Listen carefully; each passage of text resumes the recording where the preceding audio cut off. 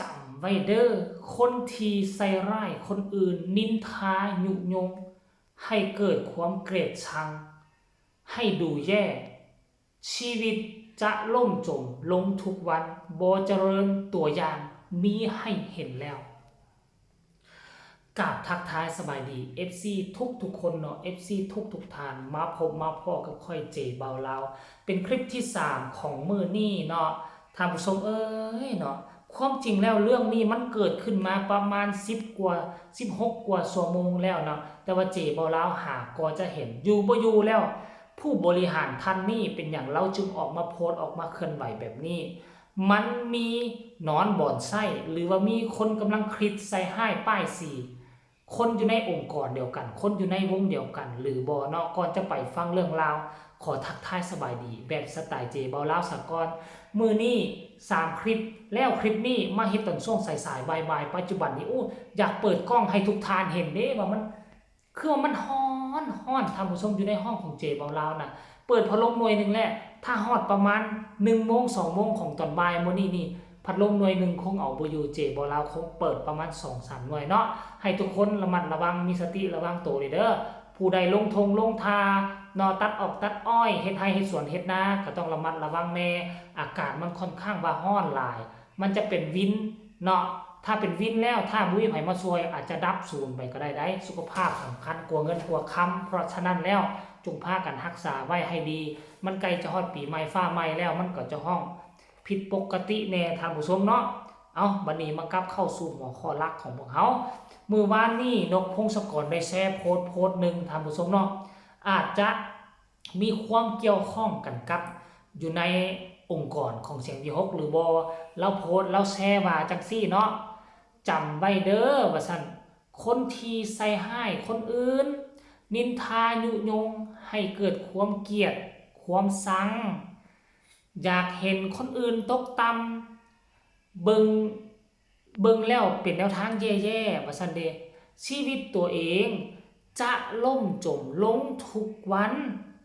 บ่เจริญตัวอย่างมีให้เห็นแล้วเราโพสต์แบบนี้เราแชร์ของโพสต์นี้แล้วพร้อมเขียนแคปชั่นว่ามันกะที่สุดละเนาะนั่นหมายความว่าหยังมันมีคนกลุ่มนี้อยู่ในเขาในชีวิตประจำวันของนกพงศกรหรือบ่อ้อมข้างอ้อมแอวท่านผู้ชมเนาะบ่ว่าจะอยู่ในองค์กรใดๆบ่ว่าจะอยู่ในออฟฟิศหรือห้องล่าห้องการตัวใดบ่ว่าจะอยู่สำนักงานตัวใดมันก็มีบุคคลเป็นแนวนี้อยู่แล้วท่านผู้ชมแม้กระทั่งในวงการหมอลำเฮาก็บ่เว้นเนาะบางครั้งน่ะเป็นคนในองค์กรเป็นคนในวงการหมอลำนำกันอีกบางคนก็เป็นวงนั่นมาใส่ร้ายวงนี้บางคนก็ศิลปินคนนี้ไปใส่ร้ายศิลปินคนนั้นพยายามเสี่ยมซอให้หัวหน้าเกลียดชังคนนี้แล้วให้หัวหน้าปลดตำแหน่งหรือไล่ออกตัวจะได้ขึ้นไปแทนหวังแนวนี้ก็มีหรือไม่คนเป็น FC ทั้งนอกมาอิจฉาบังเวียดอิจฉาลิษยาของคนในวงหมอลำแล้วก็พยายามเฮ็ดข่าวโจมตีแนวนั้นแนวนี้เขาเฮ็ดแนวนี้ก็ไปตื่มความใส่ว่าเป็นแนวนั้นมันมีเหตุการณ์แบบนี้อยู่ทุกทั่วมุมโลกทุกวิชาสาขาอาชีพเนาะแล้วบัดนี้นกพงศกรเป็นอย่างจึงมาแชร์โพสต์นี้ทั้งที่โพสต์นี้เคลื่อนไหวไปแล้ว2 วันกว่าแล้วนกพงศกรจึงมาเห็นแล้วจึงมาแชร์แบบนี้ค่อยคิดว่านะภัยบางคนที่อยู่ในองค์กรเสียงวิหกมีสะดุ้งเนาะแต่พวกเจ้าเชื่อบ่สะดุ้งแต่เขาบ่สำนึกดอกคนที่มันกระทำลงมือกระทำไปแล้วมันก็คิดว่ามันเฮ็ดดีมันก็คิดว่ามันเฮ็ดถูกแต่ความจริงในสายตาของคนอื่นแล้วมันบ่ถูกต้องที่เจ้าเฮ็ดแบบนั้นนะที่เจ้าหวังให้ใส่คนอื่นใส่ให้ป้ายสีคนอื่นสิ่งที่เขาบ่มีสิ่งที่เขาบ่ได้เฮ็ดเจ้าก็บอกว่าเขาเฮ็ดเจ้าก็บอกว่าเขากระทำเพราะฉะนั้นแล้วถ้าเป็นแบบนี้ต่อไปคือระหว่างและชีวิตตกต่ำเขาเอิ้นว่าฟ้ามีตาครั้งนี้เจ้าเฮ็ดได้เจ้าใส่ให้ป้ายสีได้รอดไปคนอื่นก็เสียหายเพราะเจ้าแล้วคนต่อมามื้อนี้มือต่อมาเจ้าเฮ็ดใหม่เนาะเฮ็ดไปเฮ็ดมาบ่เกิน 3-4 เทื่อฟ้ามีตาฟ้าจะเปิดโป่งเจ้าออกเปิดโป่งเจ้าแล้วก็ให้หัวหน้าจับได้ไล่ทันเขาเอิ้นว่าหยังก็หวังให้ใส่ผู้อื่นน่ะความให้นั่นมันจะกลับคืนมาเข้าตัวตนเองเนาะเพราะฉะนั้นแล้วจงอยู่อย่างมีเกียรติ มีความสง่าราศีเฮ็ดซ้ำที่เฮาเฮ็ดได้หับเงินซ้ำที่กำลังที่เฮาหับได้ยกตัวอย่างว่าเจ้ามีความสามารถซ้ำนี้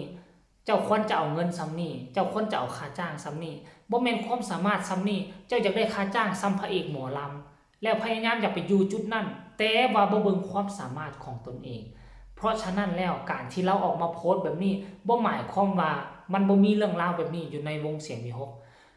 ปฏิเสธบ่ได้ไผกล้าว่าบอกว่ามันบ่มีมันมีอยู่แล้ว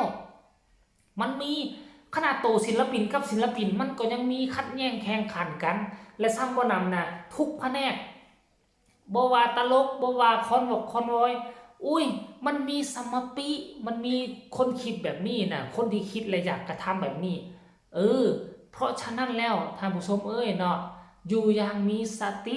เนาะมื้อนี้เฮาอยู่วงนี้เฮาจงเฮ็ดให้มันเต็มที่บางคนน่ะยังบ่ทันออกจากวงนี้เทื่อเพราะติดสัญญาแม่เกิดความบ่พอใจเพราะอิจฉาบังเบียดลิษณาผู้อื่นล่ะหัวหน้าก็บ่ตามใจตนเองก็เฮ็ดละหองละแหงมือมามือขาด